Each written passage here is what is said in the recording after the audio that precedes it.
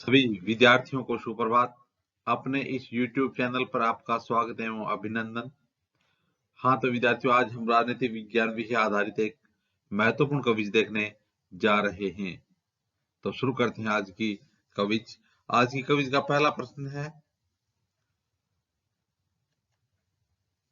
मुख्य निर्वाचन आयुक्त की सेवा शर्त तथा कार्यकाल कौन निश्चित करता है? यह कह रहा है कि मुख्य निर्वाचन आयुक्त होता है, उसकी सेवा शर्तें तथा कार्यकाल किसके द्वारा निश्चित किया जाता है? चार विकल्प। पहला है प्रधानमंत्री के द्वारा, दूसरा है संसद के द्वारा, तीसरा राष्ट्रपति के द्वारा और चौथा विकल्प है भारत सरकार के द्वारा।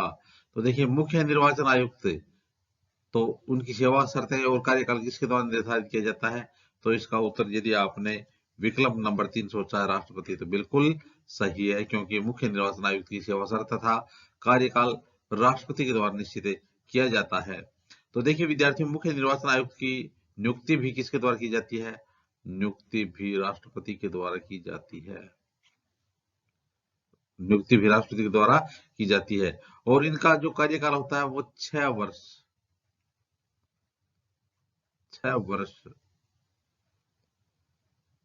या 65 वर्ष की आयु तक, या 65 वर्ष की आयु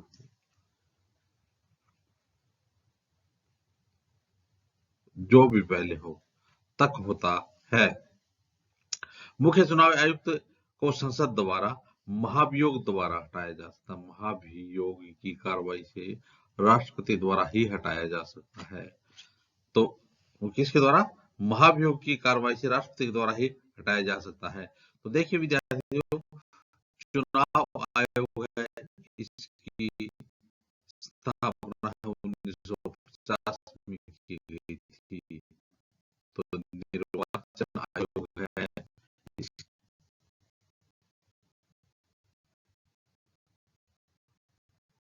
50 में की गई थी। हाँ तो विद्यार्थियों, तो इसका उत्तर हो गया राष्ट्रपति। अब देखते हैं आज की क्विज का अगला प्रश्न। अगला प्रश्न है, अग्रता अधिपत्र के अनुसार निम्नलिखित में से कौन सा अग्रता का सही अवरोही क्रम है? यानी जो भारत सरकार में जो महत्वपूर्ण पद होते हैं, उन पदों को यदि देखा जाए तो यानी सबसे पहले वरिष्ठता की दृष्टि से पहले पद कौन सा आएगा, उसके बाद घटते क्रम से हमें पद बताने कि किस पद को कहाँ रखा जाएगा। तो देखिए, पहला है भारत के महान्यायवादी, उच्चतम न्यायालय के न्यायाधीश, संसद सदस्य और राज्यसभा उपाध्यक्ष। दूसरा विकल्प है उच्चतम न्यायालय के न्यायाधीश, राज्यसभा के उपाध्यक्ष, भारत के महान्यायवादी, संसद सदस्य। तीसरा विकल्प है उच्चतम न्यायालय के न्यायाधीश, भारत के महान्यायवादी, राज्यसभा के उपाध्यक्ष, संसद सदस्य। चौथा विकल्प है भारत के महान्यायवादी, राज्यसभा उपाध्यक्ष, उच्चतम न्यायालय के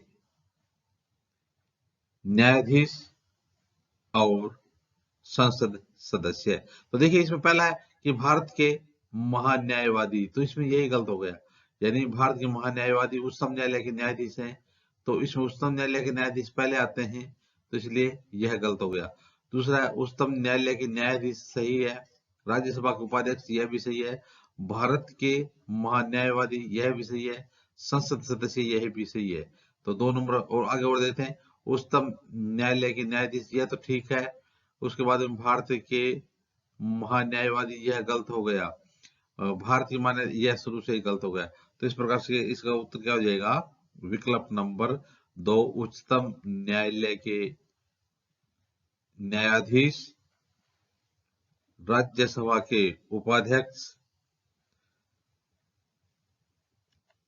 भारत के महान्यायवादी, संसद सदस्य, तो यह इसका 2 नंबर विकल्प है, सही हो जाएगा।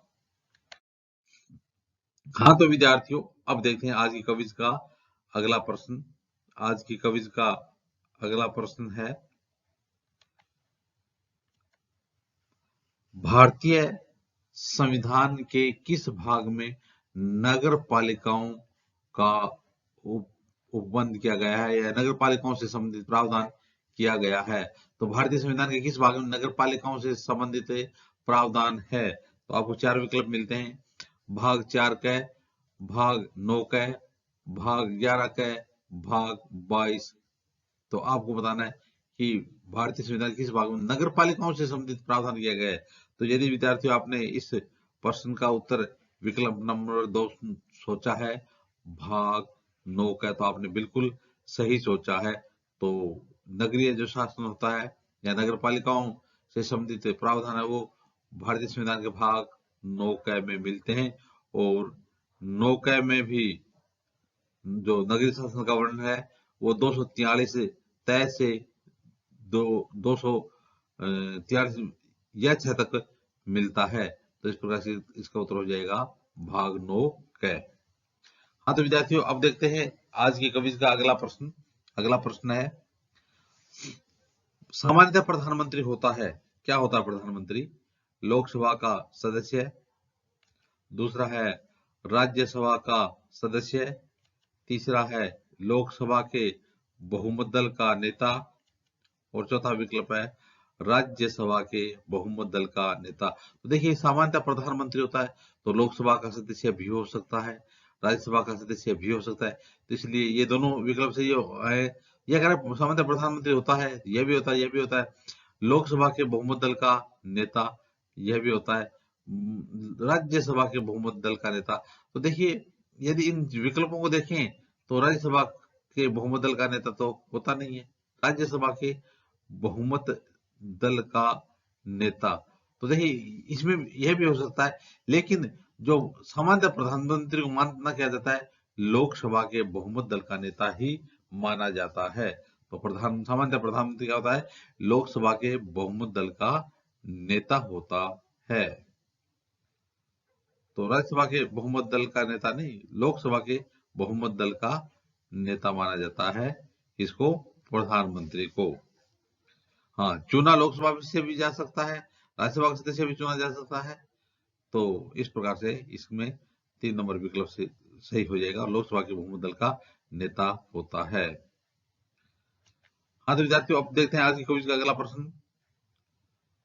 अगला प्रश्न है, भारतीय संसद के कितने सदन हैं? भारतीय संसद के कितने सदन हैं?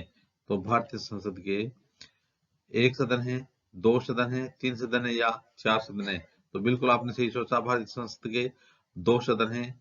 एक तो हो गया राज्यसभा और दूसरा हो गया लोकसभा। राज्यसभा एक उच्च सदन होता है और लोकसभा निम्न सदन होता है। राज्यसभा स्थायी सदन होता है, लोकसभा अस्थायी सदन होता है। तो इस प्रकार से भारतीय संसद के कितने सदन हुए? 2 सदन हो गए।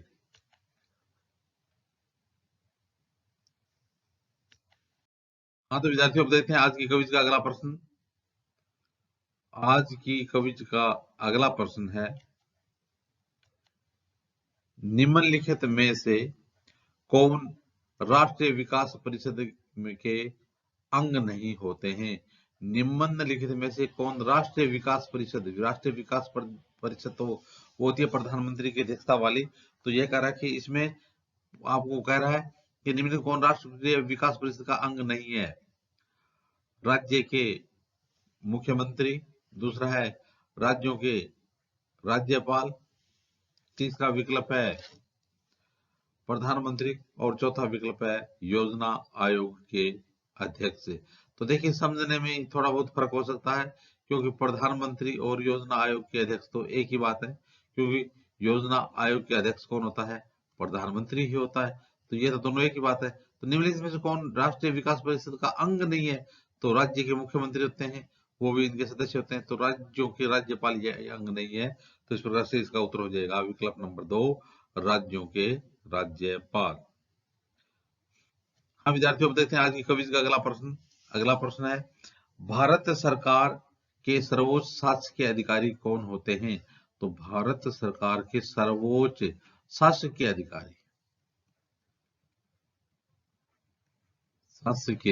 अधिकारी कौन होते हैं? 4 विकल्प दिए जाते हैं। दिल्ली के उपराज्यपाल, भारत के रक्षा सचिव, तीसरा विकल्प है भारत के मंत्रिमंडलीय सचिव, और चौथा है प्रधानमंत्री के मुख्य सचिव। भारत सरकार के सर्वोच्च शासकीय अधिकारी पूछ रहा है, ये शासकीय अधिकारी कौन होते हैं? तो दिल्ली के उपराज्यपाल नहीं हुए, भारत के रक्षा सचिव नहीं हुए, भारत के मंत्रिमंडलीय सचिव, कैबिनेट सचिव, हाँ ये हो गया, भारत के मुख्य सचिव, प्रधानमंत्री के मुख्य सचिव, यह भी नहीं हुआ। तो इसका उत्तर हो जाएगा विकल्प नंबर 3, भारत के मंत्रिमंडलीय सचिव या कैबिनेट सचिव। अब देखते हैं विद्यार्थियों आज की क्विज का अगला प्रश्न। अगला प्रश्न है, प्रधानमंत्री को उसके पद और गोपनीयता की शपथ कौन दिलाता है? तो प्रधानमंत्री जी को उनके पद और गोपनीयता की शपथ किसके द्वारा दिलाई जाती है? विकल्प 1 उपराष्ट्रपति, 2 है राष्ट्रपति, तीसरा है लोकसभा अध्यक्ष, और चौथा विकल्प है मुख्य न्यायाधीश। तो किसको? प्रधानमंत्री को, और प्रधानमंत्री को उसके पद और गोपनीयता की शपथ किसके द्वारा दिलाई जाती है? विकल्प नंबर, यदि आपने इसका 2 सोचा है राष्ट्रपति, तो आप बिल्कुल आपने सही सोचा है, क्योंकि राष्ट्रपति के द्वारा ही प्रधानमंत्री को उनके पद और गोपनीयता की शपथ दिलाई जाती है। हाँ तो विद्यार्थियों, अब देखते हैं आज की क्विज का अगला प्रश्न। भारतीय संविधान के किस भाग में पंचायती राज से संबंधित प्रावधान किए गए हैं? पंचायती राज प्रावधान संविधान किस भाग से किए गए हैं? तो देखिए इसका उत्तर हो जाएगा भाग 1 है, भाग 6, भाग 7, भाग 8, भाग 9। तो भारतीय संविधान के किस भाग में पंचायत राज से संबंधित प्रावधान किए गए हैं? तो यदि विद्यार्थियों आपने इसका उत्तर विकल्प नंबर 4 9 भाग संख्या 9 सोचा है, तो बिल्कुल आपका उत्तर सही होगा, क्योंकि भाग संख्या 9 में संविधान के पंचायती राज से संबंधित प्रावधान किए गए हैं। हाँ तो विद्यार्थियों, अब देखते हैं आज की क्विज का अगला प्रश्न। आज की क्विज का अगला प्रश्न है, भारतीय संविधान में आपात संबंधी उपबंध भारत शासन अधिनियम 1935 और खालिस्तान के संविधान से लिया गया है। तो भारतीय संविधान में आपात संबंधी उपबंध भारतीय शासन अधिनियम 1935 से लिया गया है, और खालिस्तान के संविधान और दूसरा किस देश के संविधान से लिया गया है? विकल्प नंबर 1 दक्षिण अफ्रीका, विकल्प नंबर 2 जर्मनी, विकल्प नंबर 3 कनाडा, और विकल्प नंबर 4 है सोवियत संघ। तो विद्यार्थी इसका उत्तर हो जाएगा विकल्प नंबर 2 जर्मनी। तो भारतीय शासन में आपातकालीन उपबंध है वो भारत शासन अधिनियम 1935 और जर्मनी के संविधान से लिए गए हैं। अब देखते हैं आज का अगला प्रश्न। कैबिनेट मिशन योजना के अंतर्गत संविधान निर्मात्री परिषद में प्रत्येक प्रांत की आवंटित सदस्य संख्या निर्धारित करने के लिए एक प्रतिनिधि कितनी जनसंख्या के अनुपात में था? तो कैबिनेट मिशन योजना के अंतर्गत संविधान निर्मात्री परिषद में प्रत्येक प्रांत को आवंटित सदस्य संख्या निर्धारित करने के लिए एक प्रतिनिधि था, वो कितनी जनसंख्या के अनुपात में नियुक्त किया गया था? तो पहला है 8 लाख, दूसरा विकल्प है 12 लाख, तीसरा विकल्प है 15 लाख, और चौथा विकल्प है 10 लाख। तो विद्यार्थी इसका उत्तर हो जाएगा 10 लाख। तो देखिए इसका 4 नंबर विकल्प 10 लाख उत्तर है, सही हो जाएगा। तो 10 लाख की जनसंख्या पर कैबिनेट मिशन योजना के अंतर्गत संविधान निर्मात्री परिषद में प्रत्येक प्रांत को आवंटित सदस्य संख्या निर्धारित करने के लिए प्रतिनिधियों का चयन किया गया था। हाँ तो अब देखते हैं आज की क्विज का अगला प्रश्न। आज की क्विज का अगला प्रश्न है, किस राज्य में सर्वप्रथम राष्ट्रपति शासन लागू किया गया था? तो आपको बताना है कि सबसे पहले भारत देश में किस राज्य में राष्ट्रपति शासन लागू किया गया था। विकल्प नंबर 1 है केरल, 2 है पंजाब, तीसरा है उत्तर प्रदेश और चौथा है पश्चिमी बंगाल। तो आपने बिल्कुल सही सोचा, क्योंकि भारत देश में बार बार प्रश्न पूछा जा रहा है कि किस देश में सबसे पहले राष्ट्रपति शासन लागू किया गया था। तो इसका उत्तर हो जाएगा विकल्प नंबर 2, पंजाब में सबसे पहले राष्ट्रपति शासन लागू किया गया था। हाँ तो विद्यार्थियों, अब देखते हैं आज की क्विज का अगला प्रश्न। अगला प्रश्न है, मंत्रिमंडल सचिवालय किसके अधीन है? तो मंत्रिमंडल जो सचिवालय होता है वो किसके अधीन होता है? तो विकल्प नंबर 1 है प्रधानमंत्री, दूसरा है संसदीय मंत्री, तीसरा विकल्प है गृह मंत्री और चौथा विकल्प है कैबिनेट सचिव। तो मंत्रिमंडल सचिवालय होता है वो किसके अधीन होता है? यदि विद्यार्थियों आपने इसका उत्तर विकल्प नंबर 1 प्रधानमंत्री सोचा है तो बिल्कुल सही आपका उत्तर कि मंत्रिमंडल सचिवालय होता है वो प्रधानमंत्री के अधीन होता है। अब देखते हैं विद्यार्थियों आज की क्विज का अगला प्रश्न, निम्न में से किसे सबसे पहले भारत रत्न पुरस्कार प्रदान किया गया था? तो भारत देश का सबसे बड़ा पुरस्कार भारत रत्न पुरस्कार है। वो इसकी राशि तो वैसे शून्य होती है, लेकिन सबसे बड़ा पुरस्कार होता है और यह कला, शिक्षा, साहित्य, विज्ञान, समाज सेवा, खेल आदि विषयों पर दिया जाता है। तो आपको बताना क्या है? आपको बताना है कि निम्न में से किसे सबसे पहले भारत रत्न पुरस्कार प्रदान किया गया था। 4 विकल्प है। पहला है डॉक्टर जाकिर हुसैन, दूसरा विकल्प है डॉक्टर राजेंद्र प्रसाद, तीसरा विकल्प है डॉक्टर राधा कृष्णन, चौथा विकल्प है वीवी गिरी। तो आपको देखिए इनमें से बताना कि सबसे पहले भारत रत्न पुरस्कार किसको दिया गया था। तो यदि विद्यार्थियों आपने भी इस प्रश्न का, तो देखिए सबसे पहले क्या है, डॉक्टर जाकिर हुसैन, तो इनको तो 1963 में दिया गया था। जाकिर हुसैन को 1963 में दिया गया था। दूसरा है डॉक्टर राजेंद्र प्रसाद, तो राजेंद्र प्रसाद को 1962 में दिया गया था, 1962 में। और तीसरा विकल्प क्या है, डॉक्टर राधा कृष्ण, तो डॉक्टर राधा कृष्ण को 1954 में दिया गया था, 1954 में। और आ गए वीवी गिरी, वीवी गिरी को 1975 में दिया गया था। अब देख लो आप, ये कह रहा है कि निम्न में से किसी सबसे पहले भारत रत्न पुरस्कार प्रदान किया गया था। तो देखिए यहाँ पर 63, 62, 54 और 75, तो यहाँ पर हो जाएगा डॉक्टर राधा कृष्ण को, क्योंकि सबसे पहले 1954 में इनको पहला पुरस्कार प्रदान किया गया था। तो इस प्रकार से इसका उत्तर हो जाएगा विकल्प नंबर 3 डॉक्टर राधा कृष्णन। तो इस प्रकार से विद्यार्थियों आज हमने राजनीति विज्ञान से संबंधित क्विज देखी। आगे आने वाले वीडियो में भी इसी प्रकार से जो प्रश्नोत्तरी हैं वो देखते रहिए। आप भी अपने इस YouTube चैनल के साथ बने रहिए। धन्यवाद।